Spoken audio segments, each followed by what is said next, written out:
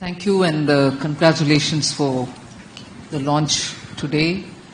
And I'm sure it's going to augur well for the sector. And also I think, if I'm not too much in a haste to add a dimension which I would have loved to bring in a bit later, launching it and also landing the cables in Andhra Pradesh, I think speaks so much about the synergy between progressive policy making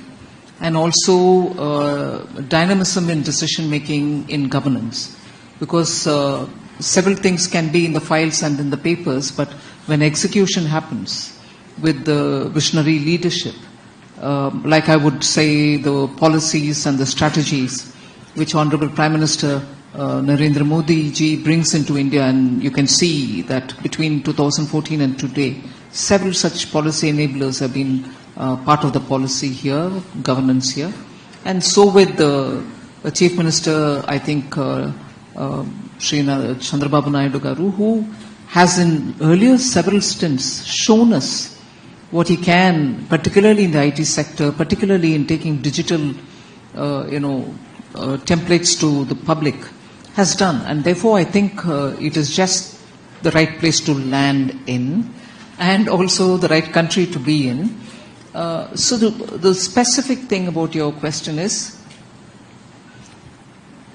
the temperament and the vision of the leadership itself has been tested and tried over decades, whether when he was a chief minister in Gujarat or subsequently on becoming the prime minister of the country. And you also have a very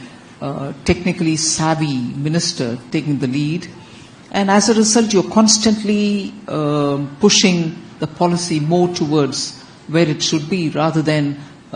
competing and trying to catch up. The very tendency and attitude of government being that, both at the state and at the center, you're actually in a country, in a state, and of course from the state towards the entire country, and also, as you said, from here to the globe. It's been one of those very interesting phases in Indian history,